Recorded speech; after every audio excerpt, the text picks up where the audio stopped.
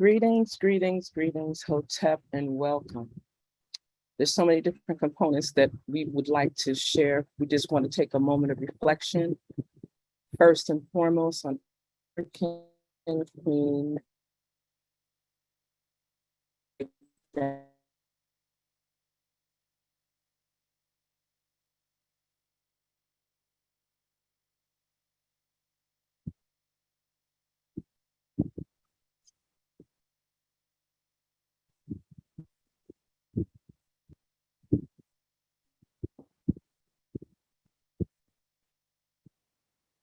asking all of our ancestors to keep us in divine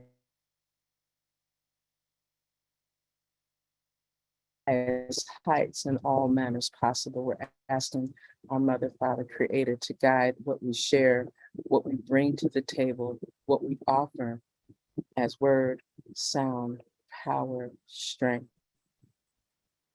and liberty. And we ask these things in the name of all of our great ancestors, ancestresses. We ask for the protection of our elders, our eldresses, and we ask for the guidance of all in between, inclusive of our future generations. Ashe, Ashe, Ashe. It is always befitting to have an opportunity to open up for a Universal Negro Improvement Association, African Communities League, Rehabilitating Committee 2020 gathering. I'm going to say that one more time for those that are not familiar. Universal Negro Improvement Association, get it together. African Communities League, Rehabilitating Committee 2020. For short, UNIA ACL RC2020. I will serve as a facilitator between a number of different activities and sharings as we honor Afrakan Queen Mothers this particular day of July 31st in solidarity with the 60th anniversary of the founding of the Pan-African Women's Organization and of course, Pan-African Women's Day that was formed in Tanzania on July 31st, 1962, 60 years ago to the date, hence the moments of reflection. This is an opportunity for many of us to share a variety of tributes as we honor our African Queen Mothers, and we're very clear that there are so many that would need to be included. So as persons are viewing and listening and engaging and embracing this, we're also asking for you to put those names, those bios, those times of life and transition, or the times of birth, and they're still amongst us. Bring those names forward for those that have been in the forefront of work within the Universal Negro Improvement Association, African Communities League in general. Those in the African Revolution, those involved in Pan-Africanism, and much, much more. I'm hoping that we will get an opportunity to make sure that persons know that this is happening on several different platforms. Hence, we are very, very focused on making sure that our brothers and sisters are very comfortable in knowing all of the different elements that are going to be shared to this day. I would be remiss if I did not just ask for that reflection and that addition and that permission from our elders in the house. May we move forward? Certainly. Give thanks. Yes.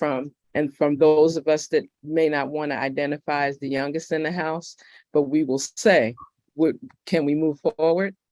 Yeah, boss. How about that? So this is an opportunity for us to really look at a variety of things that have been shared. First and foremost, as we talk about African Queen Mothers, and persons may ask that question, what do you mean when you say African Queen Mothers? And why are we connecting this to Pan-African Women's Day? And as we move through the program, I'd like to leave the answer to that question based on the women that are highlighted, the women that are brought forth. The libation that is being offered and shared as a voice offering. And that's what we're doing in that regard. And I'm also pouring oils into candles that are in the space where I'm at physically. And I just ask that everyone put their hands up to just give acknowledgement, reverence, praise to our ancestors, those that have come before us, to our elders and eldresses, those that are still amongst us, to those freedom fighters that are still here amongst us, to the mothers, the daughters, the sisters, the grandmothers, the auntie them, the godmothers, those that have given birth physically and those that have given birth spiritually. And we're asking for this guidance and that upliftment as we come into this sharing together. Dual in turn. I'm going to move us very swiftly into the next segment, which is the legacy of Secretary Generals of the UNIA ACL, and that will be done by none other than Afrakan Queen Mother, our Secretary General of the UNIA ACL RC2020, Sister Mary Bota. Let us welcome her in the virtual lectern. Good morning, everyone. It is a great honor to be present as the Secretary General of UNIA ACL RC2020 and give recognition to those Secretary Generals who have served before me. I give honor and respect to, of course, Amy Jakes Garvey, Amy Ashwood Garvey, Ethel Waddell, and Eleanor White. Those who served under Mr. Garvey's administration, as well as one male, Brother Samuel Haynes, who served as Secretary General for a short time when Mr. Garvey was in Honduras. Later on, Secretary Generals that I learned and knew personally, starting with the Sister Alma Golden, who was Secretary General for the Thomas W. Harvey, the fourth President General from 1953 to 1978. The next Secretary General, who was the Secretary General when I was General Secretary of Division 429 in Chicago, was Sister Jean Slappy. She was daughter of the Honorable Thomas W. Harvey, and she has served her father in many capacities before she became Secretary General. She served from 1978 to 1990. She served under the fifth President General, Honorable Charles L. James. She also served as Secretary General under the administration of Honorable Reginald Maddox, and she also served under the administration of Honorable Marcus Garvey Jr. The next Secretary General, Sister Sadie Madison, served as Secretary General under the Honorable Marcus Garvey Jr. from 1996 to 2004. And in 2004, your person here sitting before you, Sister Mary Bota, served as Secretary General from 2004 until 2020 under four President Generals. I am currently the Secretary General for UNIA ACL RC2020 and have served since the founding January 17, 2020. There's several other ladies I would like to highlight, but I'm only gonna highlight them because other people will be speaking of them in the future. Mother not Alma Golden, Sister Estelle James was my spiritual mother and mentor. And of course, Sister Margaret Lamb out of New York, who now lives in Georgia, was a great, great lady. She'll be 96 years old in August. And also, let's see, was one other person that I wanted to mention, Sister Justine Divine in Philadelphia, a member of 121. That is all I really have to just say. I had many things I could say about all of them, especially the ones that I knew personally, but I'm going to yield the rest of my time back to the chair. Thank you. Give thanks for that. We really do give honor and praise for you being able to share that concise bit of information, because we do know that this could have been a all-day listing of their accolades, their achievements, their contributions to the UNIA ACL over the course of decades. And for that, we're very grateful. We're very grateful for your sharing, You're welcome. Sister Queen Mother, Secretary General Mary Bota. And with that, we're going to move to our, and I take time if I have to breathe and do it twice, just so everybody's clear. If I have to pause to say that, because this is a time where we like to give honor, recognition to those women who are our African Queen Mothers, for those women that are exemplary in their work beyond just their regular day job, the things that they do for the wider community, for the nation and beyond.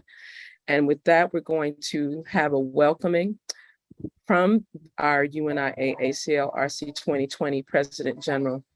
Let us welcome President General Akili, Malik, and Nkrumah. Hotel family. Hotel. First, it's my honor to be here. And Sister Mary Bota, you mentioned some strong women, including yourself. I would like to say that reinstituting, because we're not the first to determine African Queen Mother's Day. We're following a tradition. But what we want to do is make this tradition every year so that we recognize the true warriors that made what we do possible.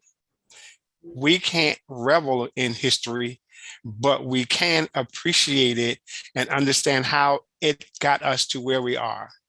Every person that we mention may or may not be a UNIA ACL member or a UNIA ACL RC2020 member. However, what we have to recognize is the history of the race, because that's what the UNIA ACL RC2020 is about. It is about the race. Racial upliftment. Marcus Messiah Garvey said, "Up, you mighty race, you can accomplish what you will." So we have to function on that foundation. No person is too small or too trivial. No person should be excluded. We have to recognize the entity and the spirit of African Queen Mothers, for that's how we got here. All of us came by way of a woman, and all of us need to appreciate African womanhood in a proper manner. And I know I'm not going to go too long. Sister Queen told me I had like 5 minutes. I think I'm on time.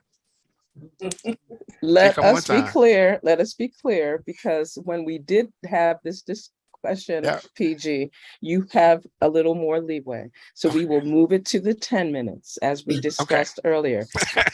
Thank you. Yeah, bro, I just trying to honestly, I believe in honoring time, stewardship of time. You know, as we bring everyone to bear and recognize the mission, and then try to fulfill the mission of the ancestors, because they are ancestors. We've accepted that responsibility to fulfill that mission. And that mission is to move us to a point of having our own nation, our own entities, establishing our own values, our own principles, and maybe not establishing them, but reestablishing, pulling from our ancestors, pulling from our history in order to move ourselves in the proper direction and move forward. Again, no one is trivial, because whatever deed they did helped us get where we are. We didn't get here because everybody did the right thing. We got here because everybody did what they did in order for us to be where we are. We're in a good position. We are, I believe, Garveyites that understand the mission of Garvey. I think we understand the mission of the UNIA ACL. I think we understand the mission of UNIA Inc. I think we understand the mission of Convention 1920. And that's a lot to be representative. That's a lot to represent. It's a lot to move forward.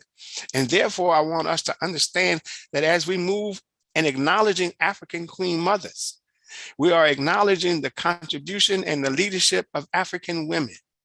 For none of us, any of us, could do this without our sister queens and the African Queen Mothers. And Mary Bota, I'm also glad that you mentioned yourself as an African Queen Mother, but allow me to pay tribute to you for being an African Queen Mother who has given of her time, her money, her commitment, her spirit, her soul to the UNIA, ACL, and now RC 2020. Thank you. I yield back, my sister queen.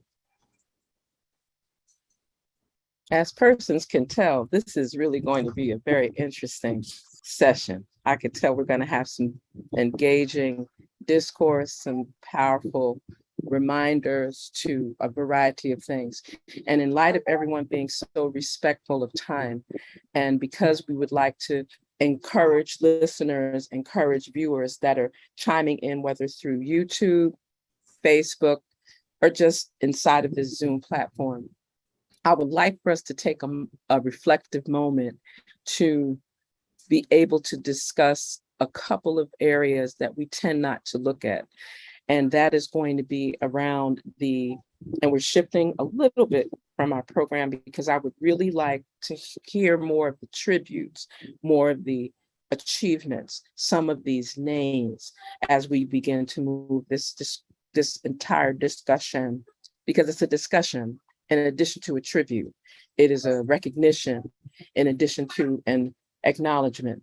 And I think we can hear we are being joined by young people who are going to keep giving us sound throughout this particular event, which is adding that vibration of love and life and vitality to our tributes on African Queen Mother's Day. For those that have just joined, this is in solidarity of the 60th anniversary of Pan-African Women's Day, formulated through the Pan-African Women's Organization, which was one of the first entities in the African continent bringing together African women, Pan-African women, in 1962, exactly a year, give or take, almost about 11 months before the formulation of the Organization of African Unity that is now known as African Union.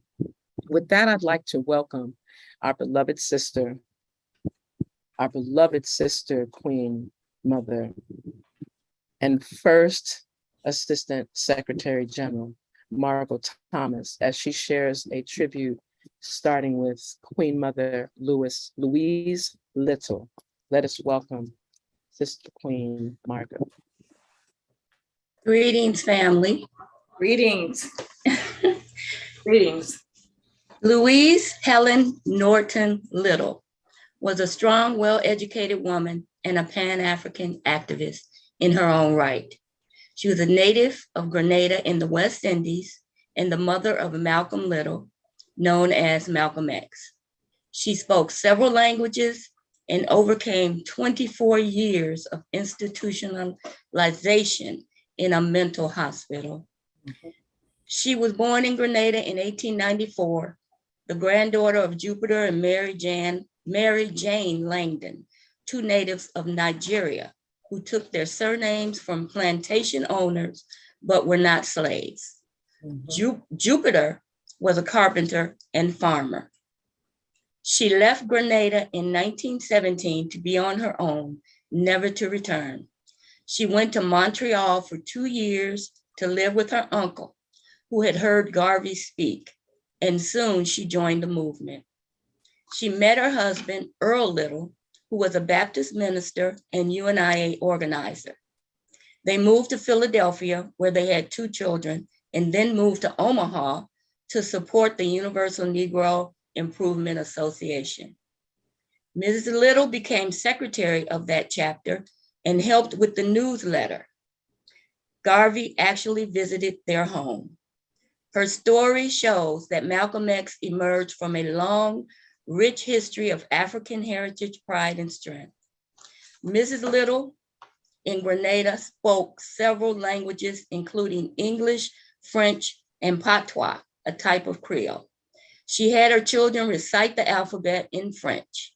She had them read and sell the Negro World newspaper published by Garvey's organization, as well as a newspaper published by T.A. Mary Shaw, considered the father of Grenadian independence. Louise Little's life would grow more difficult after the family moved to Michigan. Malcolm X's father was killed by a streetcar when Malcolm X was just 6 years old. It was ruled an accident, but some suspected he was murdered. The insurance company then refused to pay the larger of the life insurance policies, saying it appeared to be a suicide. Louise Little had been a domestic worker but was blackballed after the death of her husband. She refused to go on welfare for months, but gave in after she couldn't find work. She suffered a nervous breakdown. Welfare workers told her that they were taking her to get food and clothes for the children and would bring her back home. They took her and she never came back. She was certified and committed to Michigan Psychiatric Hospital, where she stayed until 1963, until her grown children arranged for her release. Louise Little lived for almost 30 years after her release. She was resilient, determined, and proud. She died December 18, 1991, at the age of 97 in Lilly Township, Michigan. Thank you.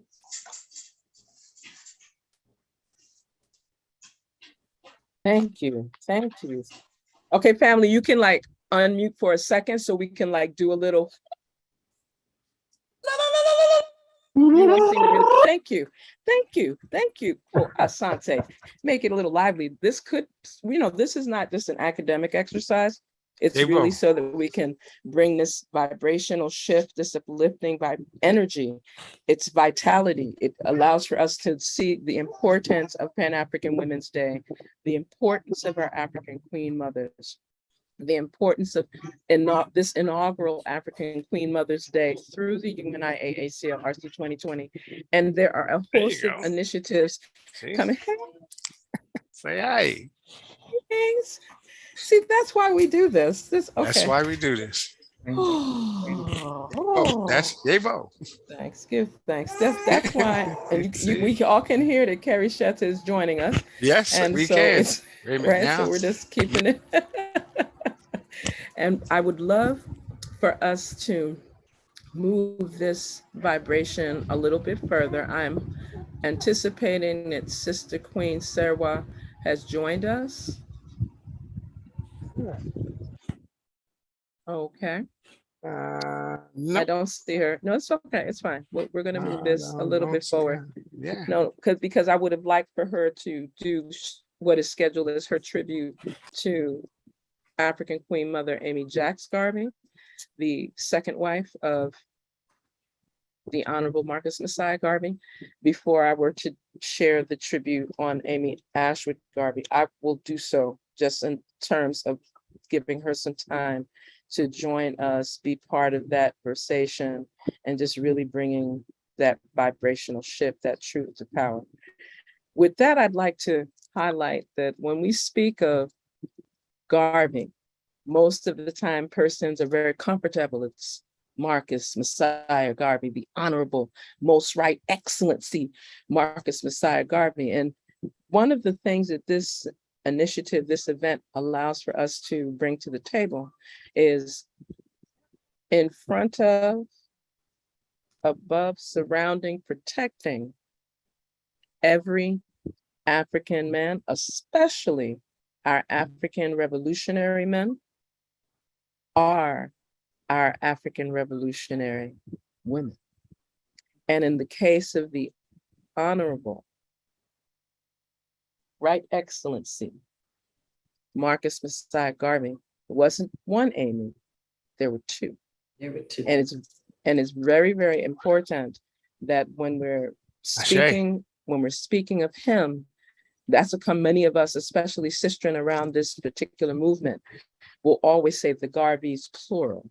We speak of Marcus Messiah Garvey, Amy Jacks Garvey, and Amy Ashwood Garvey, because all three of them, along with a very wide, I like to refer to them as like the battalion, were able to come together, maybe not always in agreement, but definitely to bring the vibrational energies around the importance of revolution, African redemption, African sovereignty, African liberation. And we're speaking in the early 20th century without internet, social media, cell phones that could link all of us as we're being linked today, and much, much more. With that being shared, I'm going to just offer a very concise, because in talking about Amy Ashwood Garvey, there is so much research that is continuing to be composed about her work before, during, and even after her engagements within the UNIA ACL, from formulation years coming forward. So to some persons, they will refer to the Honorable Amy Ashwood Garvey as a forward-thinking Pan-Africanist, as one of the founders of the Universal Negro Improvement Association African Communities League, the first wife of Marcus Garvey, born in Port Antonio in the beloved Isle of Jamaica, and spending several years of her childhood in Panama. So I'd like for persons to be really clear on that vibrational link between Jamaica, English speaking, Panama, Spanish speaking, so that we're not surprised by all of the multiple languages that many of the founding members of the Universal Negro Improvement Association African Communities League were involved in. To move around with African people, you had to speak more than just English, which is our situation right now. She returned to Jamaica, attending high school, of course, came to meet our most right honorable, beloved ancestor, Marcus Garvey, and was involved in debate, was involved in management, and involved in organizational work, always being at the pinnacle of elocution, really detailed speech making, not just speaking for the sake of talk, but to actually perfect her oratorical skills and to be an elocutionist, to be able to share stories and narratives and much more. It is also important for persons to know that there was a connection that the Honorable Amy Ashwood Garvey provided in terms of support around things to organize this movement, and to organize this movement not only inside of the Caribbean or the Americas, but to extend this work far, far beyond. There was a time persons might overlook this particular issue of fact that has been documented in various archival records in regard to her being a secretary general within the organization around 1919, being one of the first directors of the Black Star Line, even putting her life in the front of a gunshot that was aimed for our illustrious ancestor Marcus Garvey.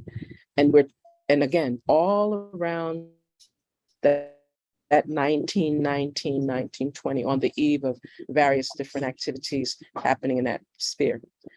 Again, I encourage us to look at the long-standing history of her work, not only as the wife of Marcus Garvey, not only as a co-worker with even Amy Jacks Garvey, Amy Jacks Garvey being Marcus Garvey's second wife, but also the work that she did and the grounding she established in Africa, in Asia, and throughout the European nations. And it's important to recognize that when we speak of Amy Ashwood Garvey, we're speaking of another element within the Garvey movement, with all of its controversies, with all of its intriguing questions that help to give the foundation the strength as an African queen mother, worthy of honor, worthy of recognition, and worthy of inclusion as we celebrate Pan-African Women's Day. And I'm going to close at that portion because, again, this could have been just a session on these women that were the formulators of the UNIA ACL. And we could be here for hours just sharing all that information. And I encourage persons, if questions are to come up, put them in the chat. If you're watching on our social media pages, please share those questions in that same framework. I believe we've been joined by Sister Queen Mother Serwah, yes? Yes. Give thanks. So with that, I will introduce you so that you may share the presentation in tribute to the Honorable Amy Jacks Garvey. Let us welcome Sister Queen Serwah, who serves as our Chancellor of the UNIA ACL RC2020. Thank you. Thank you. I'm very grateful to be a part of this program. You said that when you were talking about Amy Ashwood Garvey, but I think that a lot is known about Amy Jakes Garvey, but probably a lot more needs to be known about her. She was born in Kingston in 1890, end of December 1895, and really born into a middle-class family, as they say. And so her father passed early on in her life. She worked as part of a law firm in Kingston, Jamaica, before she came to America. And she said if things didn't go well in America, she would come back. Well, as we know, things went well. She met Marcus Garvey soon after she arrived in America, and really was, what he said. She was ready to work with him on this. So she became the head secretary to Mr. Garvey. And as we know, they married a few years later.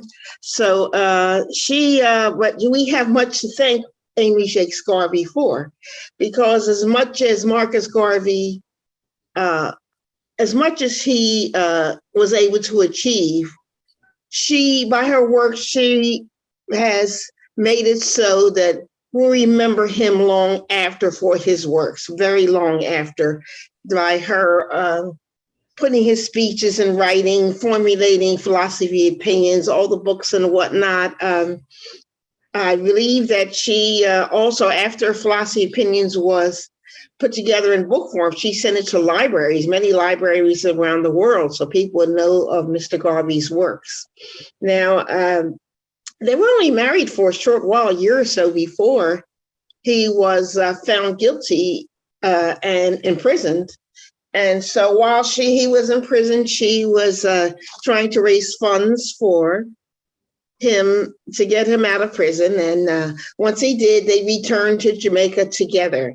And then later, so I guess it's part of the latter part of the 1920s, and then came along the sons, Marcus Garvey Jr. in 1930, brother, I can't think of his name, the younger son in 1933. So they worked together in Jamaica. When later on, when Mr. Garvey went to London, the way I hear, she went to London with him, but the weather did not agree with her too much, and she was worried about her children, the health of her children. So she returned home and was not there, and Mr. Garvey passed away. But in any case, I just, I hope that if we have this program again, that I can do more research and bring more together about Sister Amy Jakes Garvey, because we as Garveyites have very much to thank her for.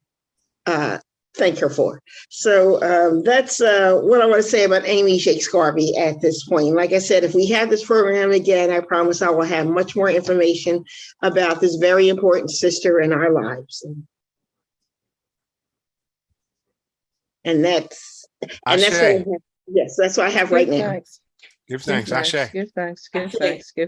And it's always a pleasure to be able to have what I really give thanks for in these types of fora is our honesty of what we could expand and what we can learn, what we could add to, because there's quite a bit that could be added to this conversation, and you're absolutely correct.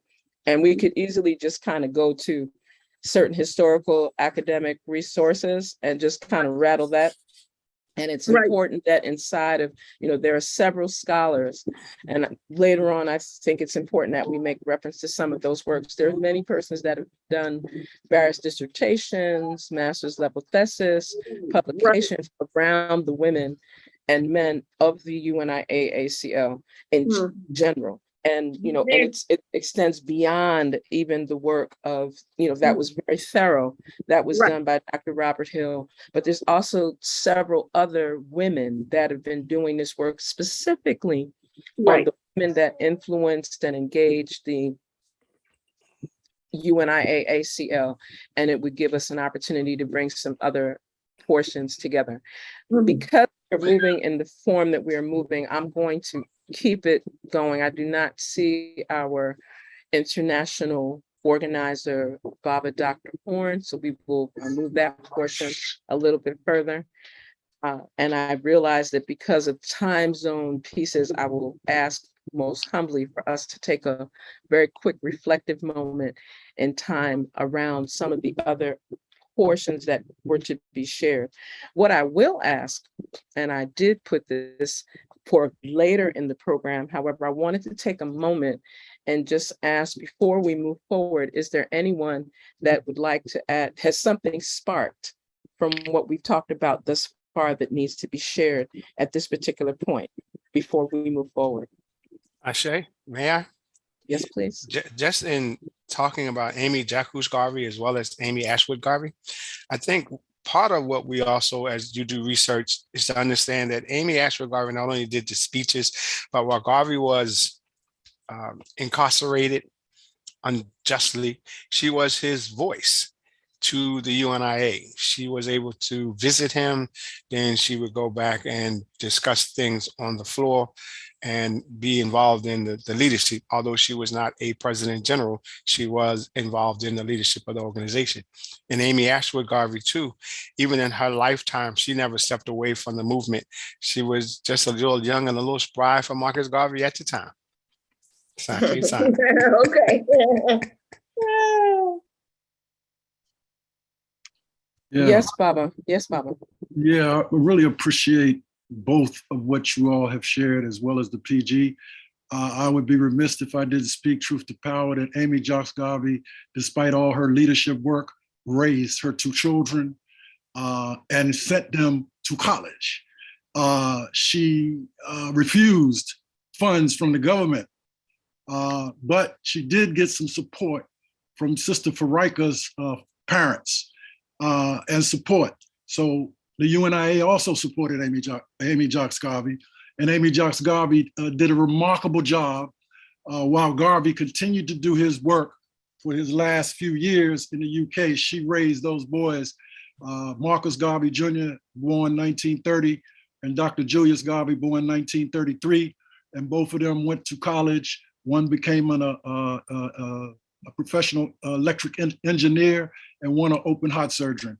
And I think that's tremendous for her, the work that she did, making sure we knew the right works, words, and deeds of Garvey and the philosophy and opinions. In addition to that, raising two children and keeping the wolves away from messing up the UNIA. And those are the types of things that need to be brought forward when we're having these types of organic discussions. It's really important to highlight that when we're saying Afrakan Queen Mothers Day, we're saying Afrakan Queen Mothers, we're speaking of the work that we do in addition to our revolutionary work, Yes. our regular job, 8 to 5, for some people 8 to 8, 8 to 12, whatever. And then to navigate that around raising children, working on making sure that our children have what they need, our grandchildren have what they need. And in some instances, amongst eldresses that are here amongst us and those that have come before us, they were doing this for the children of the wider community. They were doing this so that the future generations, when we say Watoto, we mean it seriously, not just kids, but we're speaking not just youth, but we're speaking of the wider importance of doing this work to keep our younger generations fully engaged, fully empowered in these types of initiatives, these types of activities, and much, much more. That's why it's so important that when we're saying that we're acknowledging and showing solidarity for Pan-African Women's Day, this is not only to show our support for what the African Union has established, because as was shared earlier, Pan-African Women's Day and the formulation of the Pan-African Women's Organization was on this day in 1962 during a Pan-African Women's Organization conference in Tanzania. Tanzania, for those that didn't get that. Right, and it's important to know that this was a formulation put together by our sisters from around the entire continent, with support and engagement that has expanded around the entire Pan-African world, so that sisters would work together sisters would build stronger alliances together so we can take care of our children, our men, ourselves, our families, our communities, our villages, and much, much more. So I just shared that as we continue moving in a forward direction. I'm really grateful for everyone that has been able to provide the bits of information that is being shared. I'm going to shift a bit only because for me to be able to do multiple tasks, it's very important for me to also highlight a few things that are going to be shared, because we've highlighted women coming out of the Caribbean, yes, highlighted women coming out of the 48 contiguous, yes, and there's a list that could come from other parts of Central and South America, the Pacific Islands, Melanesia, all of that, inclusive of the African continent. And I think it's also important that when we speak of women like Queen Mother Charlotta out of Cuba, and persons are like, people may Manzanas and in Cuba, when you're coming outside towards different revolutionary areas in Cuba, people might remember like that real infamous painting that people talk about, La Negra Carlota. And again, they refer to her as Carlota Lukumi, right? And so that tells you already her connections to African spirituality and her ability to be a revolutionary woman, a revolutionary mother at a time that freedom was still in its peculiar spaces. And we're speaking, time would have been around the 1800s for persons that, it's hard to get that kind of data of exactly when some of our free-spirited African queen mothers in that 19th century era, when they were born. They're very quick to remind you when they were when they made their transition on or about 1844. And that's a very significant time inside of Cuba. So I wanted to just kind of highlight, for the purposes of this particular piece, at Carlota Lukumi. She was kidnapped as an African free woman. She was one of the leaders of what they speak of the Triunvirato plantation in Manzanas in Cuba. One of the very, very powerful, very memorable African revolutions. I don't just call it a rebellion. It wasn't just like up by happenstance. It was very organized. And she was originally from the Kingdom of Benin. So let's take a second and reflect when we speak of Kingdom of Benin. Remember Benin Public, remember the women of Dahomey. We're going to come to that. And part of her ethnic tie was to the Lukumi people. And these are some of the same brothers and sisters that made that migration into what is now known as Brazil, in addition to these areas like Cuba, in addition to having these ties to the Yoruba tradition and civilization. And I want to highlight that so that persons do not see Carlota Lukumi only in the context of Cuba, that they begin to see that she was taken as a youth from her homeland. The type of intensification of agriculture in Cuba between the late 1820s to 1840s was just the foundation for slave revolutions, revolts, rebellions that were all the time. I would like us to highlight that our people did not accept enslavement the way that many historians try to make it seem that we just kind of went along to get along. No, there were rebellions consistently. And she was one of those freedom fighters, one of those freedom fighting queen women that utilized her skills, her various talents, her various expertise, and her ability to speak multiple languages. Definitely not Spanish was her primary language, just like English is not our first and foremost language. We have another way of engaging and communicating through spirit. It's very important that there was a whole rebellion that was dated in archives November 3rd, 1843. And around that time, there was a whole discourse on what transpired, because what did our sister and others do? They burned the houses down with people in it. And persons need to understand, we don't get to hear that in history often. We don't get to hear that our women were freedom fighters and they didn't just die in the efforts. They lived to move on and do other works. And if it required that they had to defend themselves from evil demon forces that looked like humans, then they did so. So with that, I just want to highlight how important I think it should be that, yes, there are monuments on the legacy of Carlotta Lukumi. I just think it's imperative that we just recognize and honor her as one of our African Queen Mothers on this African Queen Mother's Day. And I think that that will be the closing of that. Because again, our intention, we could speak about each of these women and go into very serious length, deep length. Give thanks. Ashe. Multitask, back to the board. Ashe. Day.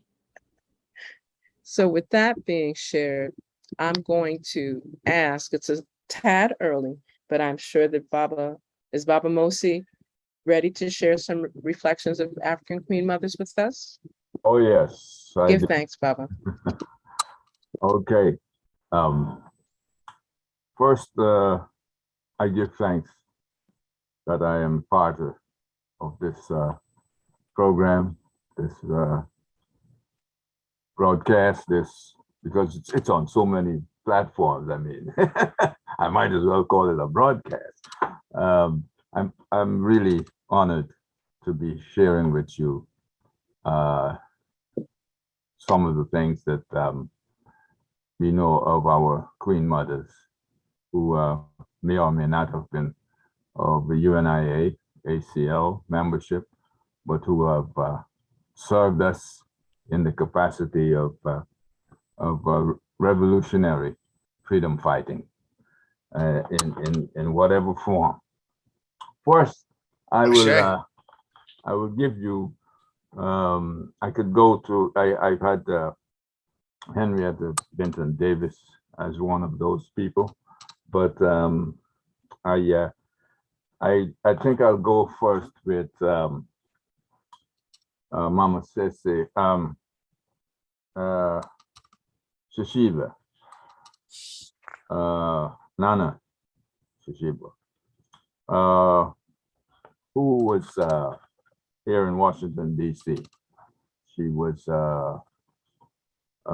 born in South Africa. She was immigrant. I don't know what year. Some of the, some other people may have an idea of how long she's been here, but from my personal information from her, I know that she was born in South Africa, and the apartheid regime at one point expunged her record, her record of birth, so as to as out of the official records of South Africa. So she was in some way unable to get a passport or even to travel to places as a South African born person, or even at the time after independence, so to speak, as a citizen with a passport, a South African passport, because she spent so much time struggling for them to recover her records. She was a member of the Woodson Banneker Jackson Bay Division for over 20 years. Prior to her joining the Ancestors in 2014.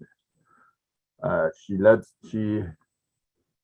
in several posts she held in the division, including Lady President, as well as Chair of the Council of Elders. Her activities in the division were cut short due to her having to be the caregiver of her ailing husband, and as well as taking care of some of her grandchildren.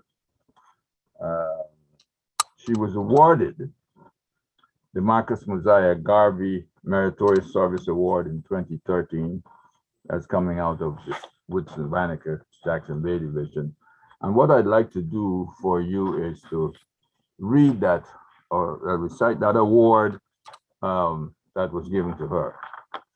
It's the Marcus Mosiah Garvey Meritorious Service Award, presented to Dr. Nana Seshibe in recognition of her more than 20 years as a member of the Woodson Banneker Jackson Bay Division, UNIA ACL of Washington, D.C., her service as Lady President of Division 330, her resolute commitment to the ethical foundation of Garveyism and Pan-Africanism, in service as Ambassador of the Republic of South Africa for the UNIA ACL, her intense dedication to African-centered education of African children, her stalwart contribution to the re-Africanization of the Black masses of Washington, D.C. and elsewhere. And this is signed by the President and Vice President. Of course, she taught at some of the African-centered schools here in Washington, D.C. And she was also a stalwart supporter of the Pan-African Congress of South Africa. And, you know, I can say that I am proud to have personally met her. We had meetings in her home several times.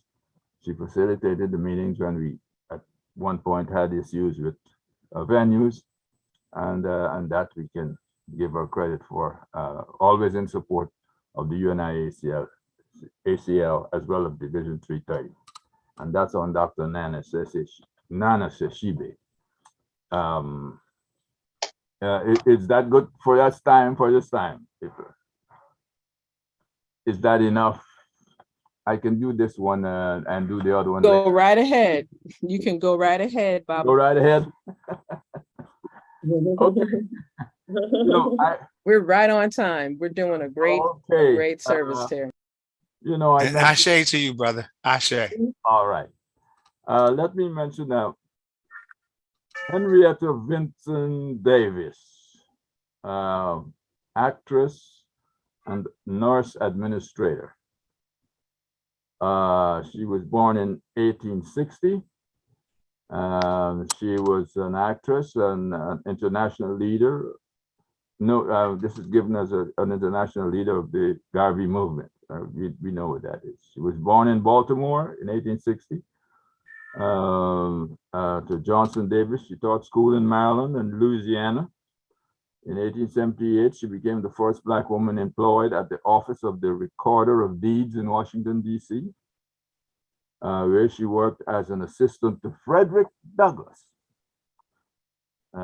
Davis's dramatic career began in 1883, and over the next decade, she traveled widely as an elocutionist, attracting large audiences with her work by Paul Dunbar, Shakespeare, and others. She started her own company in Chicago in 1893, traveling to the Caribbean, and collaborated on writing Our Old Kentucky Home. Her connections in Jamaica and her friendship with Marcus Garvey attracted her to the UNIA ACL in 1918.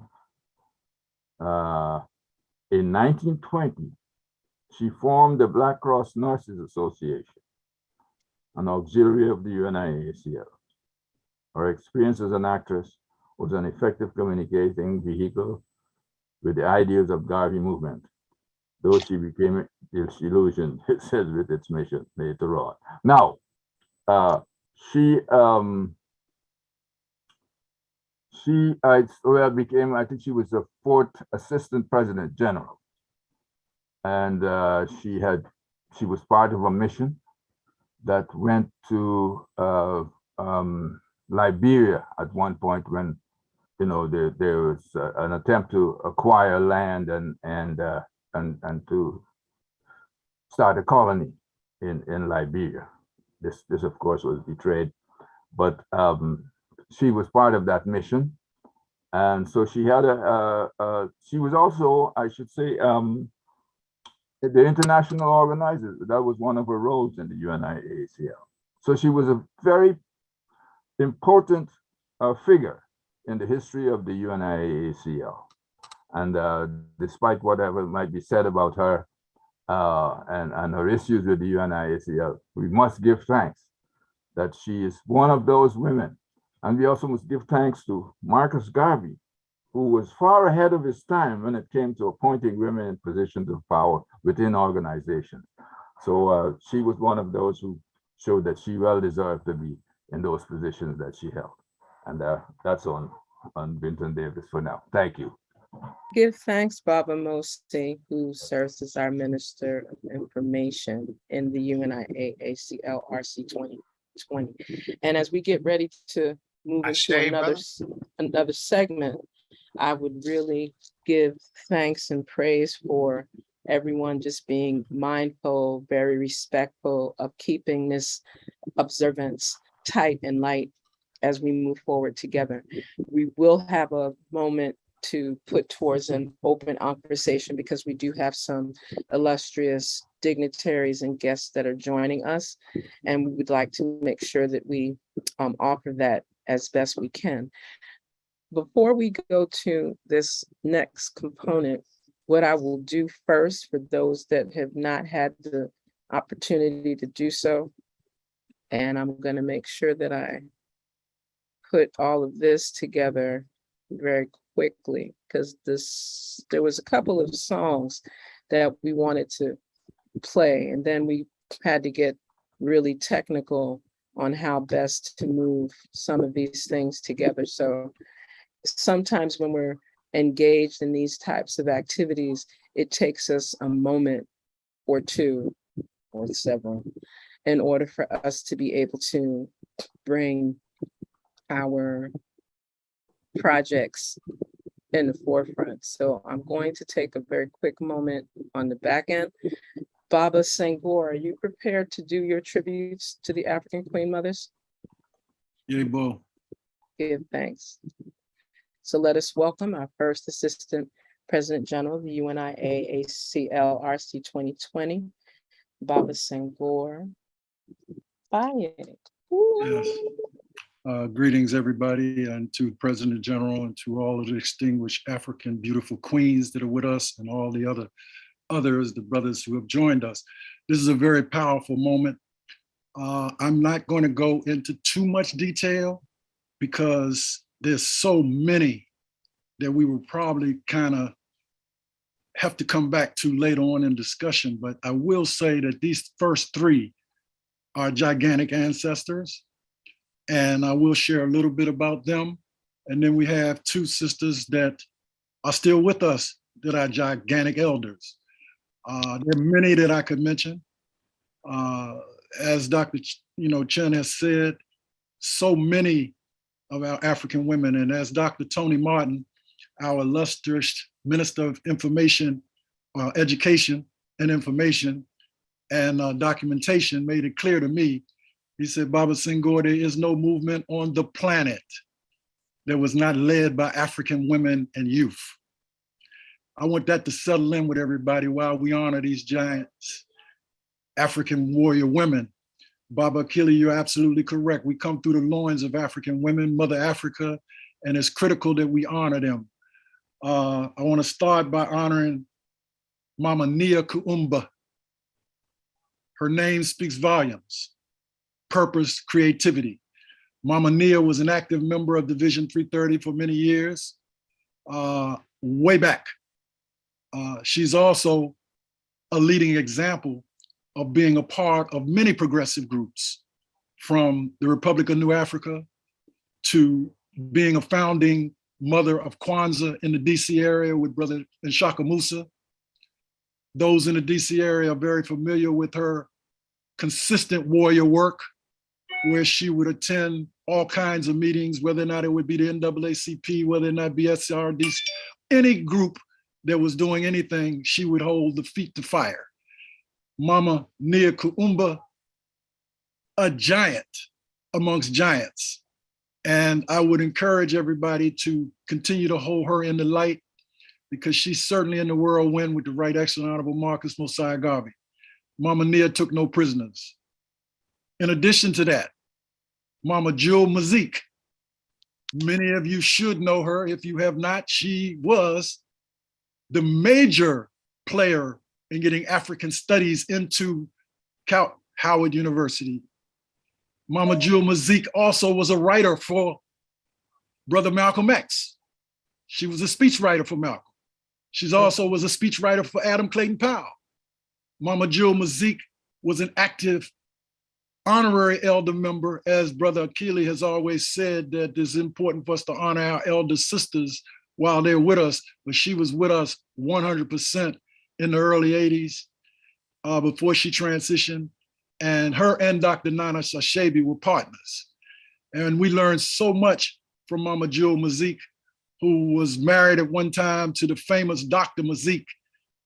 So I just want to acknowledge her. And like I said, do the research on your own, but for sure, keep her in mind because she's certainly in the whirlwind.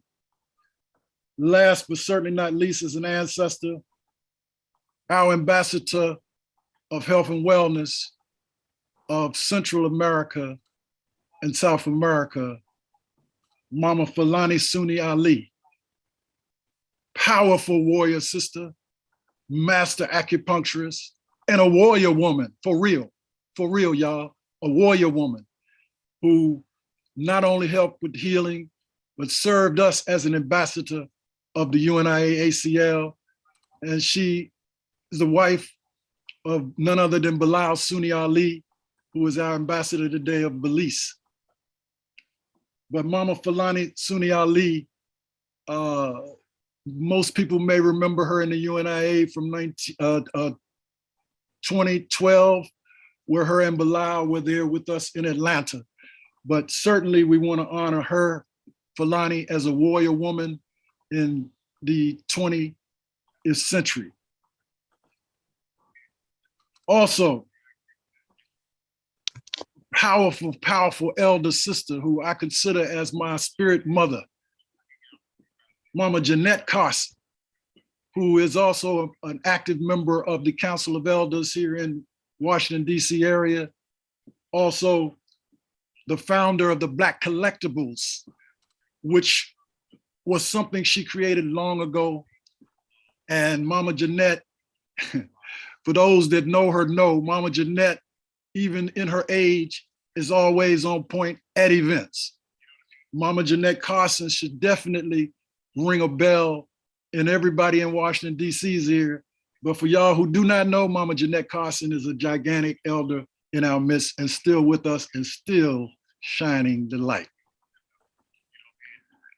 Mama Beatrice Davis Williams, who we spoke about the other day, who is another giant in the midst of the Banneker City community and an active member of the Woodson-Banneker Jackson Bay Division 330.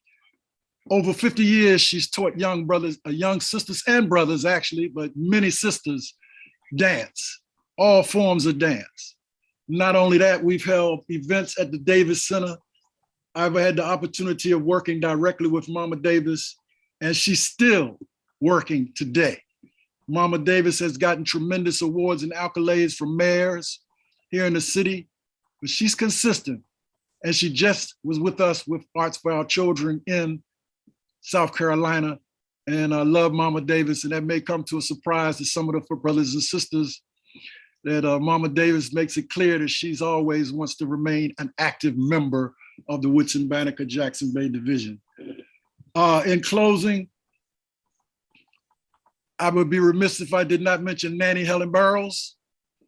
And for those that are not in the Banneker City area, don't know Nanny Helen Burroughs, thanks to Anna Julia Cooper, who worked with Henry Sylvester Williams in 1900, was her teacher at Dunbar, the famous Black Dunbar High School in Washington, D.C. Both Nanny Helen Burroughs is a legacy that Kathy English Holt emulates her work with girls, and not just girls in the States, but girls from all around the world. And she's famously known for purchasing a home for girls, a school that Booker T. Washington was errant to buy first, but she beat him to the punch. So Nanny Helen Burroughs is a giant I would mention. Anna Julia Cooper, giant of a woman, educators, and these are sisters that certainly are in the whirlwind. And last but certainly not least, Honorable Shirley Chisholm. Yes, Shirley Chisholm. And there was a play just recently done on her remarkable stance with politics in America. She's been the forerunner of quite a few sisters running for the office of president. And of course, later on you'll hear from others. So I'm going to stop on that because I have tremendous others that I would like to, mention, but we can't get them all, but certainly we feel it, we can share them. And those came to me, and it's very important that we acknowledge their legacies.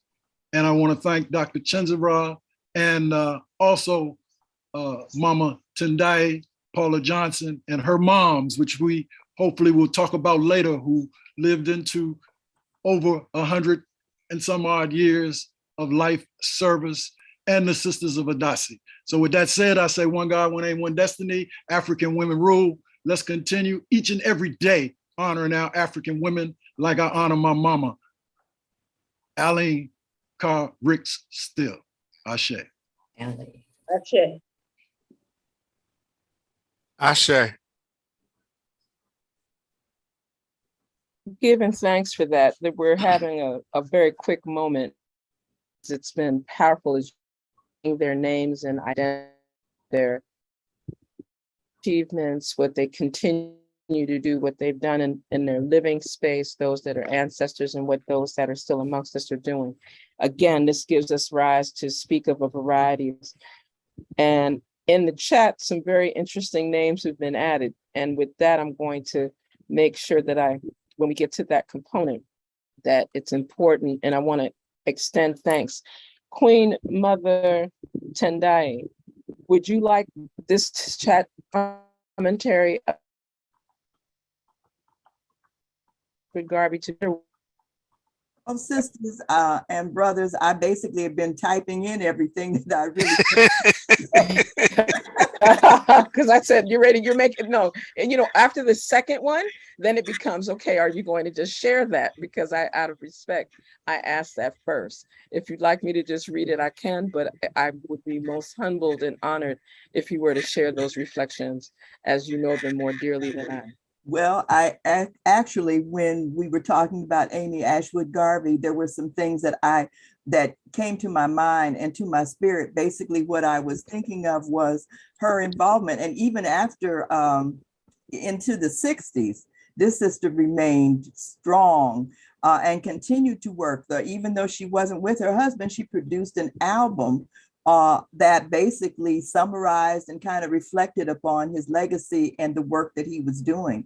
I think it was somewhere around in 1968. But I wanted to mention that the mere fact that she was truly a Pan-Africanist because she was named by two different groups. Iyalode is a Nigerian title that is given to a queen mother. And basically, that's kind of what it means because it's mother who has returned. It's a queen mother. And Akosua, of course, is from Ghana. And so the work that she had done and the work and her moving into, when she went into London, as I was saying, she was one of the active females who was engaged in putting together the 1945 Fifth Pan-African Congress in Manchester. And in addition to that, of course, her living for a time in Liberia and that constant involvement. And I think that at some point, sister, we need to kind of take a look at all of our sisters and brothers who had gone to Liberia and do a little bit more dissecting. I know you and I have done some academic work in terms of looking at Liberia and some of the things we did right and some of the things we didn't do correctly, okay? Because, when we, those of us who think that we're educated, sometimes when we go to be with our people, we misunderstand and we don't acknowledge the true information and the intelligence and also the knowledge of our traditional ways and give it the same value that the academic work has, and therefore we miss out on what we could have to be able to to grow better and be able to pull on that energy more as a collective so that we become one unit as opposed to separate little units all over and whatever. So with that, sister, I will close. Other than that, my mother, Pearl Bassett, she is now an ancestor because she's been gone for a full year. Pearl Elizabeth Cannon Bassett, I do want to name that my mother is a descendant of someone that you all may have seen it or have studied, Augustus West. He is known as the man, and there have been some movies that have kind of changed it, but Augustus West was a formerly enslaved African who escaped and who basically formed a relationship with a white male, Alexander Betty, and they made an agreement in which he resold himself into slavery 3 different times, and then Betty would help him to escape and they would share the money. And he used that money to establish, to buy over 100 acres of land in Ohio and established his own community during a time in which Africans were not allowed to have the things that he did. He built a school, he built a church, he built his own mansion, and he built a number of houses on his land and worked the land so that the people, when those who escaped, couldn't be told whether or not they were free or they were runaways. In Ohio, of course, the family has lost the land, through various ways, but my son is pushing me for us to try to figure out how to reclaim it.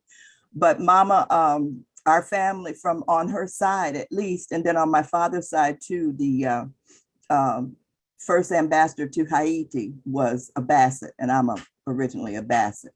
But on my mother's side, her family continued that legacy of struggle, and she herself was one of the formulators of the NAACP in the Urban League in her little small town of Marion, Indiana. There's quite a bit of little legacy that is set there. As a matter of fact, she's the one who had pushed the folks to deal with Juneteenth. And when she passed last year, we had her rising celebration on Juneteenth because she, the month before, was so adamant about them having something in the city.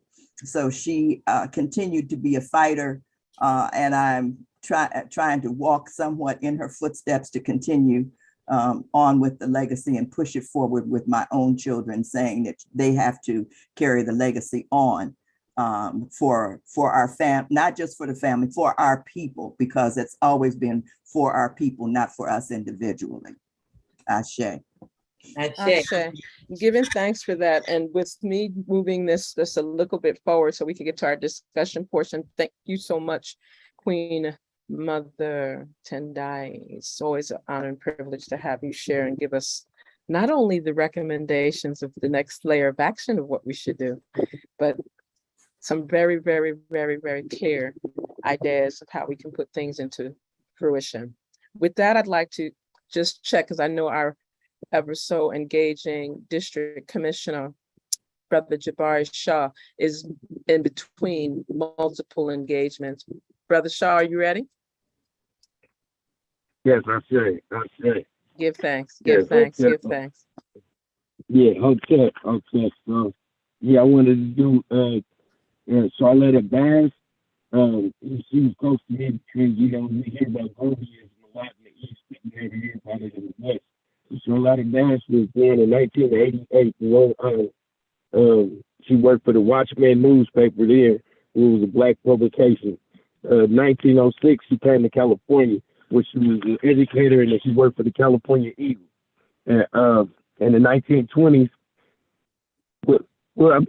she worked for the California Eagle, and later on, when the owner Remo died, he gave it to her. So she became the publisher, the editor, and the chief, all in the same day.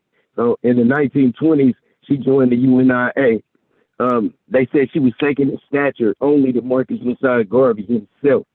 During the decline of the movement in the 1930s, she joined the Don't Buy What You Can't Work movement. And this was a movement led by Queen Mother Audrey Moore. and Louise Little was also a part of the movement, the Universal Association of Ethiopian Women. Later on in the 1940s, she worked at the NAACP, and it was different in the West Coast because the UNIA, the NAACP, and the Urban League all shared the same office in LA. So, and actually, the NAACP published UNIA publications in their newspaper. Around 1951, she retired and ran for vice president of the United States of America, being the first woman to run for political office, well, for a high office like that. Her campaign was win or lose, we win by raising the issues. She didn't win, but she continued to raise the issues. By the 1960s, she retired from the movement completely, but she began to teach in her garage. Her garage, which she made into a library in South Central Los Angeles near Slauson. She died in 1969. And the library is really important because the area in Slauson is where the next generation of Bunchy Carters and those who formed the Black Panther Party LA chapter come from. And the next woman who was kind of dear to my heart, because I got a chance to talk to her for more than 2 hours or maybe 2 hours on the phone, is Queen Mother Marion Samad. The legend with her was her mother was at a Harlem rally, you know, where Garvey was speaking at, and she went into labor. And later on, after the rally was over, Garvey actually came and visited her and picked her up and said she would be a great woman. And she lived up to that. Later on, she married to Ahmed Samad, who was Jamaican born, member of the African Legion. So when he came to America, he was looking for a wife. Actually, he was interested in her mother, but they was like, she was a little old, you want somebody younger. And so they was married happily. She was a teacher. And in her teaching, it was 3 disruptive boys that she got to talking about. And she's the leader and the maker of the dashiki. She made the dashiki popular, I should say. She made the dashiki popular in America with these 3 troubled boys. She made them dashikis and hats to match like you would see the Africans wearing in the embassy so that they could feel some self-pride. And these students, she explained that they became like her honor students. You know what I mean? They was the best students in her class after giving them something that they could be proud about. She was actually the grandmother of Tupac Shakur. It sounds funny, but Lumumba Shakur had 2 wives. The first wife was her daughter, their daughter, and Afeni Shakur was the second wife. So he raised Tupac, helped raise Tupac in his early years in New York, and why he called himself MC New York and all of that. She raised him, and he was really familiar with with Garveyism. And actually, her husband Ahmed Samad was really close to Malcolm X. And they said that when he got kicked out of Nation Islam, he used to sneak into their house late at night and pray with them and study and learn with them. So she considered Malcolm her friend because they were closer in age, you know, and Ahmed Samad was more of a mentor to Malcolm X. Later on, she went back to Jamaica to live. That's where her husband was from, and she was like, you know, troubled to see that Garveyism wasn't the way it should have been in Jamaica. So she made that her home and vowed to, you know, bring Garveyism back to Jamaica. And yeah, she died at 99 years old, you know, unapologetic Garveyite.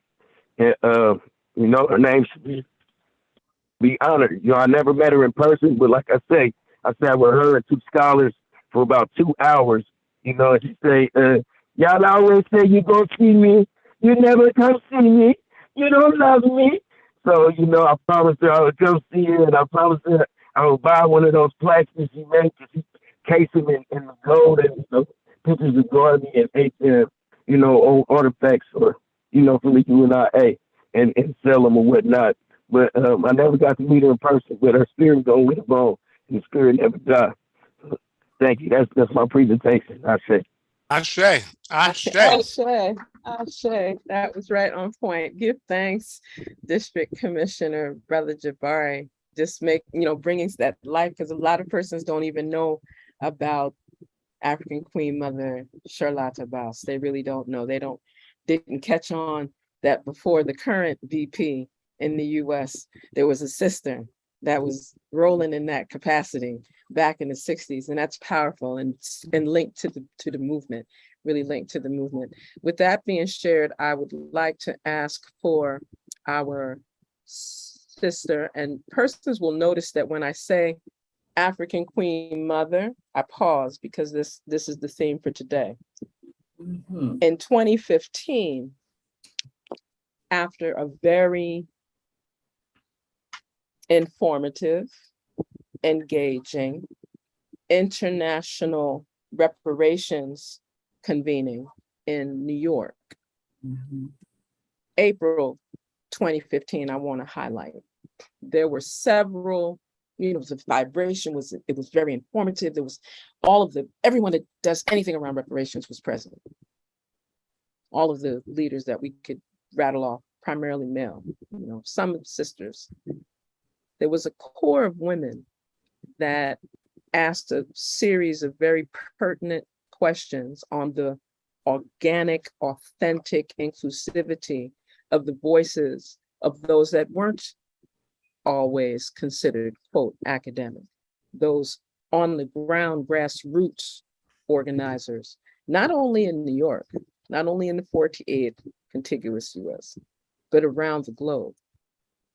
And I am very honored to be able to have one of my long-standing comrades for lifetimes. I may not know her just this lifetime, I know her long before now. And we formed the Afrakan Queen Mothers Warriors movement because what was happening at that particular convening was so telling of that pedestal piece of, we're going to put women on the platform and make it look like they're involved. However, the authentic planning and organizational management and authentic inclusivity pedestal. And we spoke on it. And we spoke on it with such a force that sometimes when Afrakan Queen Mother warriors speak up, quakes the earth a bit, just a bit. And with that, unapologetically, more than just a bit. That's how the earth needs to be shook. I say. That's how I got to be safe. I remember that. Go right ahead. Give thanks. And so with that, I am so honored to be able to welcome, and she's chiming in from the other side of the Atlantic pond, our beloved sister, one of my powerhouses in the Afrakan Queen Mother Warriors movement, Queen Mother, Afrakan Queen Mother, Isis. I'm like, please come and share your tributes. We're so great to have you here with us. Greetings. I give thanks and praises for being here. I give thanks to our ancestors and to my divinities for the honor of addressing you all today. So I'm here, obviously, our honored sister, Senator Dr. Chancellor, has explained our relationship. And for me, it's what I've chosen to do is talk about a woman a queen who didn't even live long enough to become a queen mother. And I think that's an important thing. I chose her for that reason. She was named Olive Morris. She was born in St. Catharines in Jamaica in 1952. In fact, had she lived, she would have been 70 this July, on the 12th of July. She passed away at the age of 27. But yet, this young queen warrior, she left such an important mark in terms of politics in the UK. And one of the things I find fascinating is listening and learning. I give thanks for all the knowledge that I gained from joining this meeting. Obviously, America is in a big part of the world. America occupies a big space, and often, even over here. So I'm an African born in Trinidad and Tobago. I've been living in London in the UK for many, many years. And we often have quite an American-centric perspective on the liberation movement, on Pan-Africanism, etc., because of the size and the complexity and the impact. However, we often lose information even here about those of us who have done the work in the UK. And I think it's important to reflect. So Sister Olive Morris, She was, as I said, born in Jamaica, came to the UK at the age of 9, like many other Caribbean migrants who were British citizens, came from Jamaica. Her parents moved here, and then she was sent for and came up at the age of 9. I think she had 5 siblings. She lived in South London and eventually in Brixton, which is very much, there's a couple of areas in the UK that are very much centered in our struggle and our history as Africans. Brixton, South London, where I live in Ladbroke Grove, Notting Hill, West London, and there's other places in Birmingham and Leeds, etc. So Sister Olive lived in Brixton. She was always quite active young woman. But what the seminal situation happened, I think, when she was about 16 years old, so it was about the late 80s. There was a very popular record store in Brixton. It was one of the first African Black-owned record stores. And there was a Nigerian diplomat who had parked his car, a Mercedes-Benz, this is the late 70s, sorry, on the side of the road. Now, I think it's really important to always emphasize as well just how vile and vicious and racist this country is. It's not just America. They might not have the guns. They might do it in a different way with an English smile, but they're just as violent, just as nasty, and just as evil as all the demons that we find in other places. So they harassed this brother because, of course, an African man couldn't possibly own a Mercedes-Benz. It was impossible. When he showed his diplomatic papers, they didn't accept it and they were abusive. And Olive Morris, at 16, 17 years old, this is how the story goes. She saw what was going on. There was a group of people. She stepped in the middle of the police on a baton as they were about to hit the man. And they beat her and kicked her on the floor. Now, I don't know if there are children present, so I'm going to be very careful about the language that they used. But they used the most abusive language you can imagine for a woman. As they were beating her with a truncheon, one of them said to her something along the lines of, well, this truncheon will fit your black beep, beep, beep, and it can go in your black beep, beep, beep, as they beat her on the floor. They furthermore, which is another issue that needs to be addressed as well, is they tried to remove her femininity from her. They tried to say to her, you're not a real woman. Prove to me that you're a woman. If you see a picture of Olive Morris, she's a melanated young woman with a short afro. She's obviously a woman without question, but they did that thing where they like to take everything from us. So they tried to take her femininity. They tried to say, oh, she needed to prove she was a woman and they would have to strip search her. They threatened to rape her, etc. So it was horrendous. As a result, she continued activism. She got involved and became a member of the Junior Black Panthers, which was the first chapter set up in the UK at that time. And she went from strength to strength in her activism. She was responsible for setting up movements in Manchester, where she went to university. She also worked with, in fact, actually an interesting story. She left the Black Panther movement because her and another sister cited that it was too misogynistic in the UK and they didn't feel that women's voices were heard. And she set up, I want to make sure I get this acronym correct. She set up an organization called the Organization of Women of African and Asian Descent. And she also set up a number of other projects. And she also was very much involved in housing unhoused people. So there was a big movement of squatters in the UK. When I came to the UK in the 70s, people could squat. They've shut that all down. And she was very, very instrumental in leading the squatters movement and teaching people how to challenge the law. She was involved in setting up the Brixton Law Centre and worked there, supporting people. So our sister not only supported African people, our people, and not only fought for our rights, she fought for the rights of everyone, working class people in the UK. She was like many people in history of African heritage, embracing. They don't embrace us, but somehow many of us embrace them. So she was there supporting and fighting against institutional racism in the UK. At the age of 27, she was diagnosed with a form of blood cancer, I believe, and she sadly died before even making 30. As I said, she didn't make it to be an African Queen Mother warrior. She was an African Queen warrior. She didn't ever become a mother. And that's really the story in a nutshell of our young sister Queen. She would have been 70 this year. She would have been an elder, Olive Morris. They have recognized her to a certain extent. Google, if you Google, they did a little thing about her 60th anniversary, I think. So that was about 10 years ago. They did something on her. And there's a building in Lambeth, which is the borough in Brixton, that Brixton is in, where she lived, where they had, they've named a building after her, the Olive Morris House. And a few months ago, we unveiled a mural for her in Brixton as well. They're setting up a safe space for women and girls. So she has been recognized and her contributions have been recognized, but I think many perhaps don't know her as well as they might know others. And I thought of other queens I could have chosen, like Althea LeConte Jones, one of the leaders of the Black Panther movement here, like Trinidadian like myself, who's still alive, still with us. And actually Olive Morris went to her and she gave guidance and mentorship to Olive. She's an incredible queen. If anyone knows Queen Althea, she's just fantastic. And then I could have mentioned Claudia Jones, of course, because Claudia Jones did a lot of work, again, where I am in London. And so I wanted to end with that tribute to Olive Morris, but I just wanted to make one point, if I may, if there's time. When they were talking about Amy Ashwood Garvey, I just wanted to point out the importance of our African queens on an international level, because where I live, sort of about, 10 minutes on my bicycle, 20 minutes walk, is a road called Bassett Road, number 1.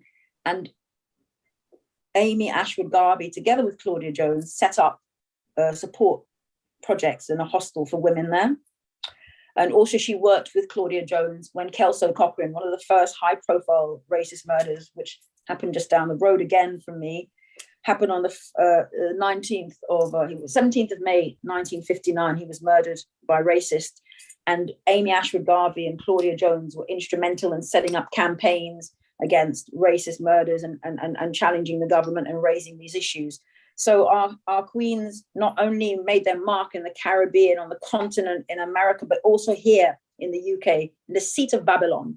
I know we look at America as Babylon, but not forget that this dirty place that I'm sitting in is responsible for setting up America and responsible for everything. So this is really the queen of Babylon, is the seat of Babylon, where I am. So yeah, I just wanted to mention that we put a plaque up, an organization. My daughter, who's now an adult, but she was a teenager, was involved in putting a plaque for Amy Ashwood Garvey, not far from where I live on that road. And I commissioned a plaque for Kelso Cochrane. So all of that history that we're talking about is really personal and really connected to me and the area that I live.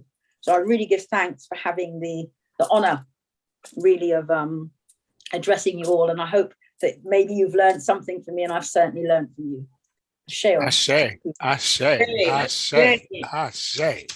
Give thanks for just sharing those names. And as we're saying it, keep putting these names inside the chat, because see, these are the ways that we can encourage the youth amongst us, as well as reinforcing ourselves amongst our elders, to be able to rattle these names in the same form as we rattle, because we can easily sit here and say Malcolm X, Marcus Messiah Garvey, Reverend Edward Wilmot Blyden. We just can rattle these names, and we need to be able to do an equitable listing of our sister queens, Yes. of our African Queen Mothers. This is powerful, and especially within the UNIA, we should be able to rattle off the same way everybody can remember the President Generals. We need to be Yes. able to rattle off the Secretary Generals, and That's it just right. kind of navigates to help us to strengthen that by having, fora like this, and Yeah. also being able to use it as a tool for Yes. future pieces.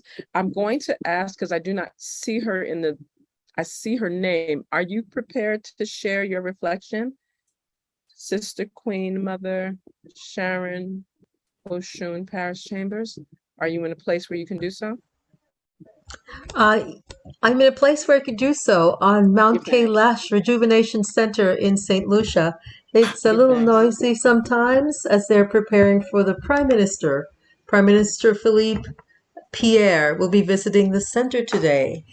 And it's also a day where we recognize a heroine who has been forgotten about, Petronelli Mawine, I think her name is. You got it. Petronelli has been forgotten about in previous administrations in St. Lucia. But with the advent, it's just a year now that Prime Minister Philippe Pierre has been elected, and immediately this year, Emancipation Day is being celebrated. This is a victory for St. Lucians, and the people on the ground have been advocating for this day.